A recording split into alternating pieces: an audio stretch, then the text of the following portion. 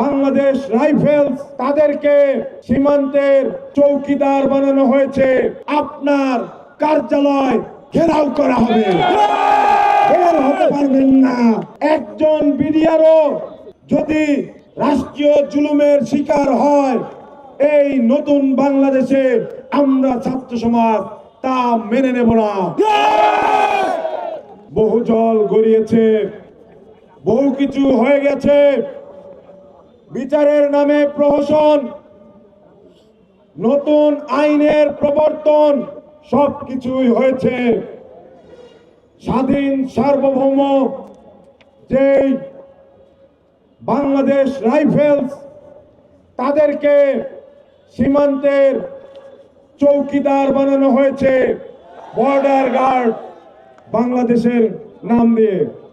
এই border guard Bangladesh বা BGB এর ইতিহাস অত্যন্ত করুণ এবং নিষ্ঠুর, একই সাথে নির্মম।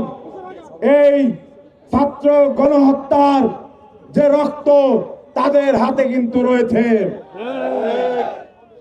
আমরা সেই সীমান্তরক্ষী বাহিনীকে চাই যারা রৌমারিতে বিএসএফ এর বিরুদ্ধে চোখে চোখ রেখে কথা বলেছিল, বাংলাদেশের স্বাধীনতা এবং সার্বভৌমত্ব রক্ষার জন্য গর্জে উঠেছিল তাদের প্রত্যেকটি রাইফেল।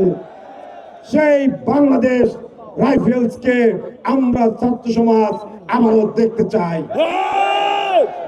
প্রধান উপদেষ্টার কাছে স্পষ্ট বার্তা দিতে চাই, আমাদের যেই জুলাই বিপ্লব হয়েছে, আপনি বাংলাদেশে এসে প্রথম কথাটি বলেছিলেন, আমার প্রাথমিক নিয়োগকর্তা হলো এদেশের ছাত্র সমাজ।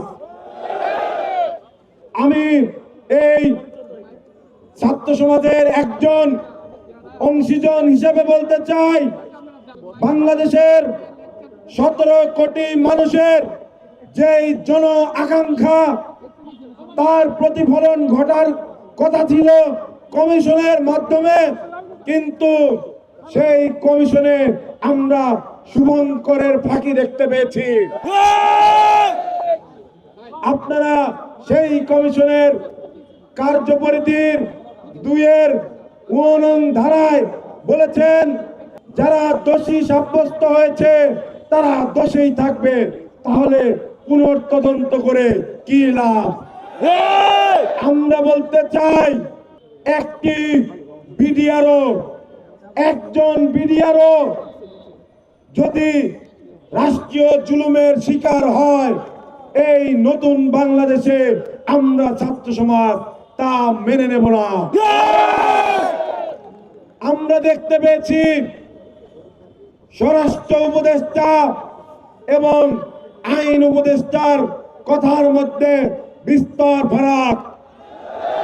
যদি আপনারা কোনো টালবাহানা করেন, তাহলে এইখানে দাঁড়িয়ে ঘোষণা দিতে চাই, কেউ যদি নাও আসে, আমরা যাব, আপনার কার্যালয় ঘেরাও করা হবে, বের হতে পারবেন না।